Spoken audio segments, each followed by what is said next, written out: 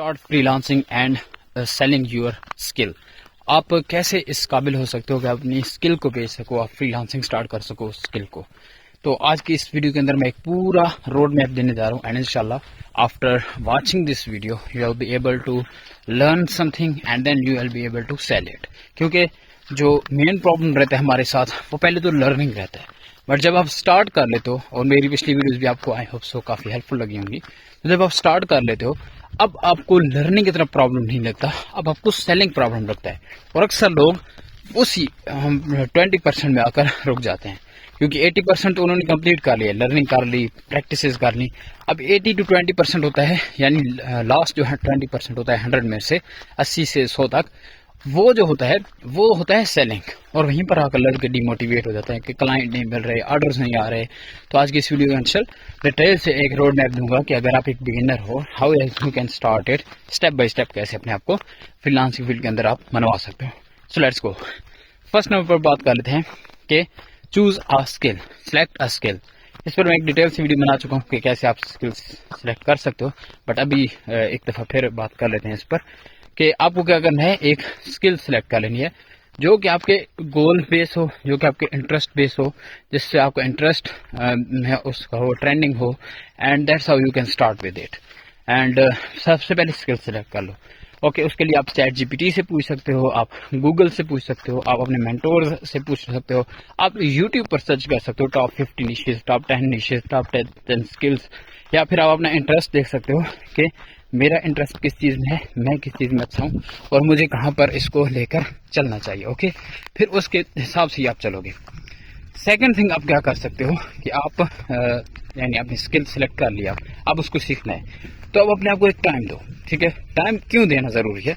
क्योंकि जब हम अपने माइंड को टाइम देते हैं ना कि इतने टाइम के अंदर तुमने ये काम करना है, तो फिर हमारा माइंड रेडी हो जाता है, वो कॉन्शियस हो जाता है, वो कंसिस्टेंट भी हो जाता है, वो प्लानिंग भी करने लग जाता है, वो एग्जीक्यूशन भी करने लग जाता है। जब हम विदाउट प्लानिंग कोई काम स्टार्ट करते हैं, कोई काम रन करते हैं, तो कुछ दिनों बाद ही हमारा वो काम खत्म हो जाता है, हमें दिल ही नहीं करता, हम अनकंसिस्टेंट हो जाते हैं, हमें सेल्फ डाउट होने लग जाता है। So what you need to do is, let's suppose अभी मैं यूट्यूब ऑटोमेशन की फील्ड में हूँ, तो अभी मैं वॉइस ओवर्स एडिट कर रहा हूँ। पहले मैंने क्या किया, स्क्रिप्ट टाइटल्स निकाले, टाइटल्स निकाल कर फिर मैंने स्क्रिप्ट्स निकाले, फिर स्क्रिप्ट्स को रीराइट करवाया, रिफ्रेश करवाया, फिर उन रिफ्रेश स्क्रिप्ट्स का मैंने वॉइस ओवर्स निकाले। अब उन वॉइस ओवर्स को मैं ह्यूमनाइजिंग कर रहा हूँ। तो 5 स्टेप्स मैंने 1 मंथ के अंदर इजीली कंप्लीट कर लिए हैं। ठीक है, अब नेक्स्ट होगा वो वीडियोस बनाना, थंबनेल्स बनाना, अपलोड करना होगा। तो ये वाला मेरा वर्क है जो अभी रह गया। तो आपको क्या करना है, एक टाइम डेडिकेट कर देना है, 21 डेज। फर्स्ट 21 डेज से स्टार्ट करो। या अगर आप बोलते हो कि यार बिल्कुल बुद्धू हूँ मैं, अनकंसिस्टेंट हूँ, मुझसे काम नहीं होता, सेल्फ डाउट बहुत ज़्यादा होता है, तो पहले अपने आप को जो चैलेंज दो वो 7 डेज का दो कि इस हफ्ते, सोमवार से हफ्ते तक मैंने ये स्किल पर काम करना है, इसको 5 to 10% सीखना है, इसका इतना हिस्सा मैंने प्रैक्टिस करना है, and then I will do the same, do the next. Okay, हफ्ता होगा सैटरडे को, रात को बुक लेकर बैठो, कॉपी पेंसिल लेकर बैठो, देखो कि इस हफ्ते आपने कितना अचीव किया। अगर तो आपने काफ़ी अच्छे से किया, अपने आप को रिवॉर्ड दो कि नेक्स्ट जो संडे आ रहा है, सैटरडे के बाद संडे आ रहा है, इसको मैं अपने आप को रिवॉर्ड दूंगा, मैं कोई मूवी देखूंगा, कोई वेब सीरीज देखूंगा, खुश करूंगा अपने आप को। फिर नेक्स्ट मंडे से स्टार्ट हो जाओ, और इस दफ़ा आपको 7 डेज से लेकर जाना है चैलेंज को 21 डेज पर। And according to the scientific theories, scientific research, अगर आप कोई काम 21 डेज या 41 डेज कंटिन्यूसली करते हो तो वो आपकी हैबिट बन जाती है।